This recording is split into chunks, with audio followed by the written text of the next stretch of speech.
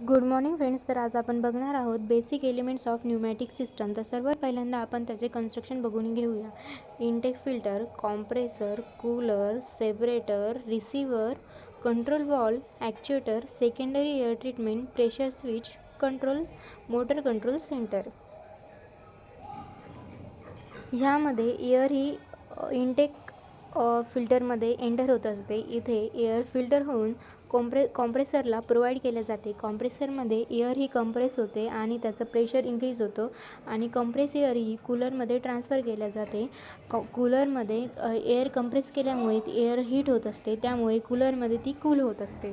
त्यामुळे cooled air ही सेपरेटरला provide केल्या जाते. ह्यात वॉटर ड्रॉपलेट्स हे सेपरेट केल्या जाते आणि त्यानंतर एअर ही रिसिव्हरकडे जाते आणि ह्या रिसिव्हर टँकमध्ये एअर ही रिसीव्ह होत असते आणि त्यानंतर सेकंडरी एअर ट्रीटमेंट होत असते त्यावरती.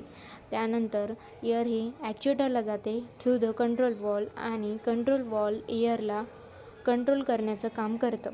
हाय प्रेशर एअर जेव्हा आपण ॲक्च्युएटरला प्रोव्हाइड करतो तेव्हा ॲक्च्युएटर फर्दर मूवमेंट करत असतं आणि कॉम्प्रेसर हे मोटर कंट्रोल सेंटरच्या मदतीने यूज केले जाते आणि हे प्रेशर स्विचचं काम एअरचं प्रेशर मेंटेन करण्यासाठी आहे.